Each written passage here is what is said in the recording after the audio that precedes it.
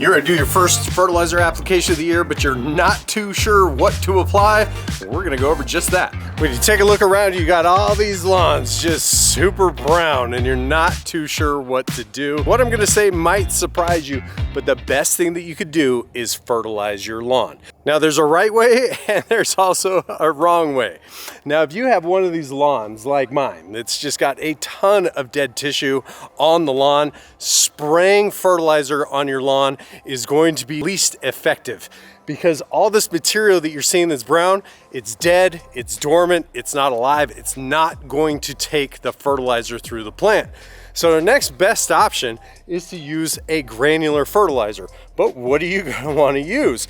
Well, it all depends on the region that you're in. Now, if you're in a region where the soil temperatures are above 50 degrees, you can use a balanced fertilizer for your region. You can hang out at the Home Depot, the Lowe's, wherever you want to go and just buy the numbers on the bag. But the primary number that we want to focus on, no matter what region that you're in, focusing on the first number on the bag. My region has next to no nitrogen. That first number represents nitrogen, second number represents phosphorus, and the third number represents potassium. We can use a fertilizer with pre-emergent or a fertilizer without pre-emergent. Now we'll get to that debate here in just a little bit. There's a couple of things that you're gonna notice on the bag of fertilizer that I have. It is a 20-00, meaning its primary fertilizer is a nitrogen called ammonium sulfate. Now if you're in an area like mine where our sulfur levels are very low, ammonium sulfate is a fantastic product to use. It's gonna pull down the pH a little bit. So if you're in an area like Oregon where your pH levels are really low, sitting between a 4.5 and a 5.5, you're gonna wanna be using an ammonium nitrate. So knowing your pH is a very handy tool to have. And it's as simple as taking a pH test or using a tool that measures pH in the soil.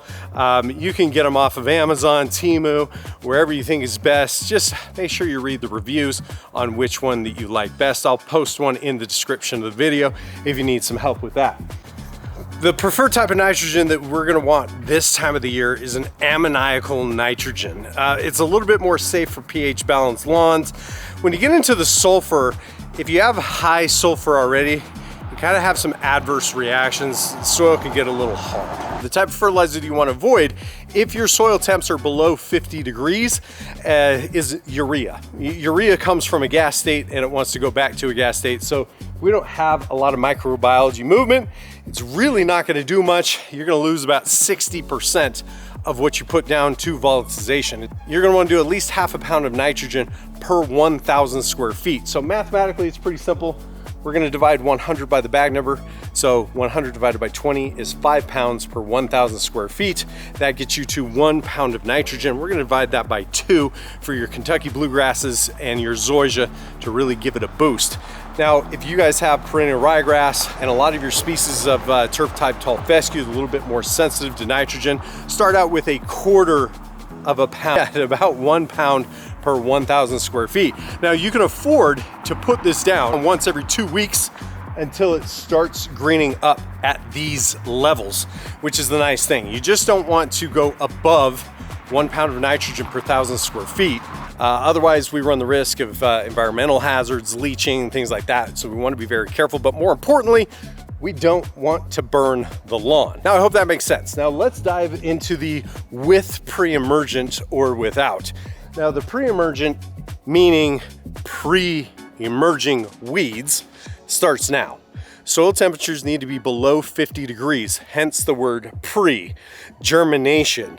If you don't put it down at the right time, the product doesn't work. If you're putting the product down during the germination process, meaning the seed is going to bud, it's game over. You just wasted a ton of money. So you want to, again, take a meat thermometer, stick it in the ground, and make sure that you're within those temperatures. So here's my general thumb. The negatives are this. You're gonna get a little bit of root curling. That's just a side effect of using pre-emergent. So you're not gonna obtain the best of roots when using pre-emergent. But here's the deal. If you've had a monster amount of weeds over the last 2 years, by all means, use the pre-emergent. And my suggestion is to go at the labeled rates on the bag, which is usually at the 1 pound of nitrogen rate on the bag per 1,000 square feet. And you're gonna wanna do that in the springtime and also in the late summertime as well. Now, pre-emerge is kind of interesting, right? Let's talk about this. We've got our annual and our biennial weeds. Our annual weeds are gonna germinate this spring. Our biennial weeds already germinated last spring and fall time most likely, and they're still going to pop up. So even though you apply your pre-emergent now, you're still gonna see some of your biennial weeds popping up here and there, like your bindweed, purslane, you've got some dandelions as well. But this is exactly where we want to begin. If you guys have any other questions, comments, or concerns, if you want to add anything to the chat, hit me up down in the comments down below. We know I'd love to help you guys out. Next time, guys, it's Pest and Lawn. We're slaying lawns.